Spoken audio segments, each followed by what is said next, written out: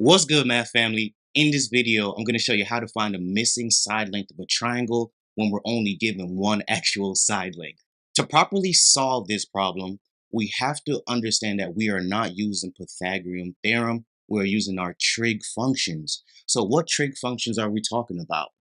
We're talking about sine theta, cosine theta, and then we're also talking about tangent theta, right? And when we look at this acronym SOHCAHTOA is just to help us remember the relationships, okay? And remember, theta is just the angle measure. So if this is theta and we label, this would be our hypotenuse, this would be opposite, right? And this would be adjacent. So we have to correctly label to get this right. Now, when we go to the actual relationships, we know sine is just opposite over the hypotenuse. Cosine is going to be adjacent over the hypotenuse. And then we know tangent is just the opposite over adjacent. So now that we know that, we could properly solve this problem. So now let's set it up, right? And the relationship we're going for is going to be tangent because opposite over adjacent, we're trying to find this, right? Can't use the hypotenuse because we don't know. So now we go in and we say what?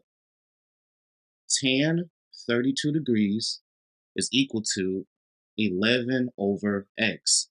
Now, the way this equation is structured, we can't figure out x like this, so we have to rearrange it.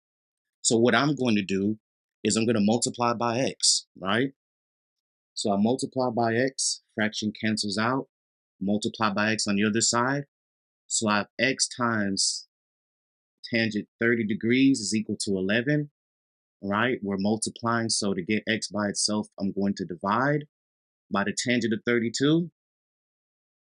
And now, oops, 32.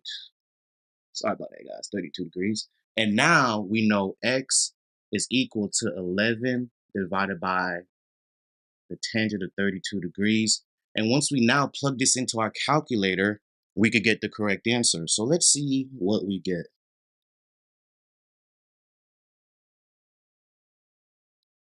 All right, so we get a decimal, and if we round it off to the tenths place, we're going to get x is equal to 17.6.